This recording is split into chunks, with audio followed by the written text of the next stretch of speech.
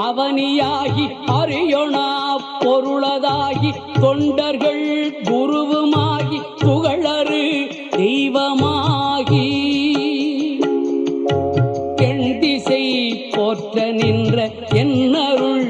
ஈசனான பெண் திரள் சரவணத்தான் தினமும் என் சிரசை காக்க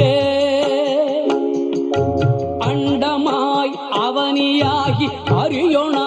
பொருளதாகி தொண்டர்கள் குருவுமாகி புகழறு தெய்வமாகி எண் திசை போற்ற நின்ற என்னருள் ஈசனான பெண் திரள் சரவணத்தான் தினமும் என் சிரசை காக்க